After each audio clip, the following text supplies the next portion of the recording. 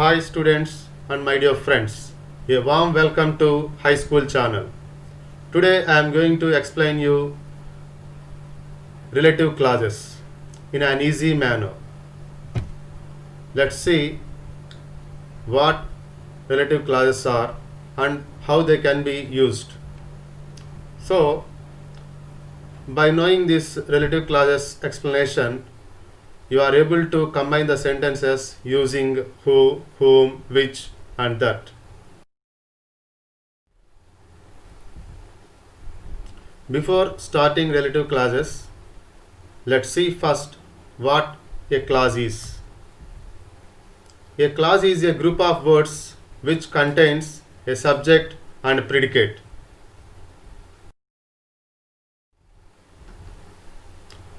What is a predicate? A predicate is that part of the sentence which tells something about the subject. For example, I played cricket. In this sentence, I is the subject and the remaining part, played cricket, is the object. In any sentence, the subject part is called any name of the noun, name of the thing, name of the person, name of a person, name of a thing, name of an animal, anything that is called subject, and the part which starts from verb, that is called predicate. For example, see here, the long-tailed tiger is coming this side. The long-tailed tiger. In the previous example, I told you I played cricket. I played cricket. So simply I is the subject.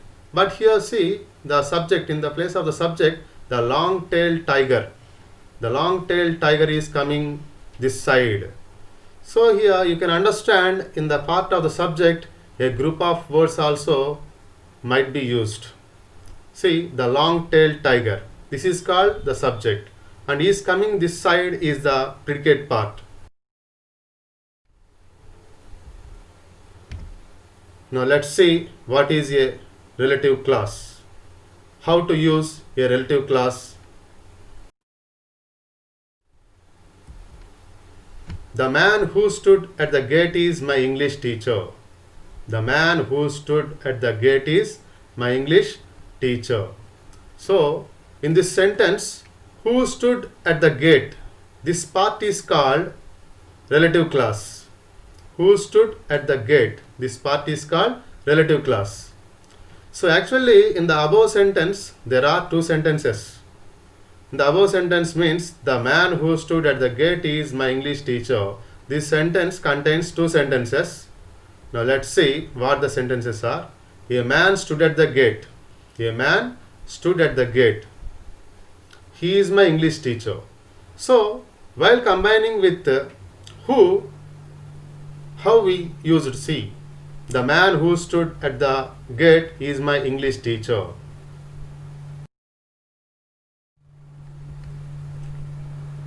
Relative pronouns. What are relative pronouns? So let's see what are relative pronouns.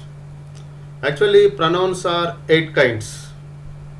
Those are personal pronouns, reflexive pronouns, emphatic pronouns, demonstrative pronouns, indefinite pronouns, distributive pronouns, relative pronouns, and interrogative pronouns. Among all these 8 pronouns, we are talking now relative pronouns. So, the relative pronouns. What are the relative pronouns? The relative pronouns are who, whom, whose, what, which, and that. These are called relative pronouns. Among those 8 pronouns, 8 kinds of pronouns, we are learning now the relative pronouns. So, these are the relative pronouns. Now, in given sentence, if the subject is human being, in the given sentence, if the subject is human being, we have to use who. If the subject is thing, we have to use which or that. If in the given sentence the subject is human being, then what must we use among those relative pronouns? Who must be used? Likewise, if the subject is thing, we have to use which are that. So ఇచ్చిన రెండు సెంటెన్సెస్లో ఒక సెంటెన్స్ని relative క్లాస్గా మార్చి రెండు సెంటెన్స్లను ఒకటిగా రాయొచ్చు అనమాట. దేనితో? ఈ యొక్క రిలేటివ్ ప్రొనౌన్ని యూజ్ చేసి. ఇక్కడ ఇవ్వబడినటువంటి మొత్తం హూ కానీ, హూమ్ కానీ, హూస్ కానీ, వాట్ కానీ, విచ్ కానీ, దట్ కానీ, వీటిల్లో ఏదైనా ఒకటి తీసుకొని రాయవచ్చు అనమాట. అంటే అక్కడ సూట్ అయ్యేటటువంటి ప్రొనౌన్ని మనం యూజ్ చేయాలి. Now, for example, Nick lives in Los Angeles. He was born in Australia. Here, see, I have given two sentences. Nick lives in Los Angeles. He was born in Australia. Nick, who was born in Australia, lives in Los Angeles. Nick, who was born in Australia, lives in Los Angeles. So, using of who, I have combined here these two sentences. Let's see, who was born in Australia. This part is called relative clause. Actually, in above sentence there are two sentences. What are those two sentences? They are, Nick was born in Australia. He lives in Los Angeles. So, while combining with who, we have to combine like this. How? Nick, who was born in Australia, lives in Los Angeles. Next, the second example is like this. Nick has a small foot on his left hip. It helps him balance and enables him to kick. Here also I have given two sentences. Nick has a small foot on his left hip. It helps him balance and enables him to kick. So, while combining with which, actually here we have to use which. Nick has a small foot on his left hip, which helps him balance and enables him to kick. Which helps him balance and enables him to kick. This part is called relative clause. Actually, in above sentence, there are two sentences like we discussed previously. What are those? Nick has a small foot on his left hip. It helps him balance and enables him to kick. So these two sentences can be combined with which, like above. How? Nick has a small foot on his left hip, which helps him balance and enables him to kick. Nick had an electric wheelchair for mobility. A team of carers helped him. Another example, Nick had an electric wheelchair for mobility. A team of carers helped him. My dear friends and students, just you try for it. How you can change it. How you are able to change. Just you imagine the answer. What the answer will be. Nick had an electric wheelchair for mobility. A team of carers helped him. Yes. A team of carers helped Nick, who had an electric wheelchair for mobility. See what the answer is. A team of carers helped Nick, who had an electric wheelchair for mobility. Who had an electric wheelchair for mobility? This part is called relative clause.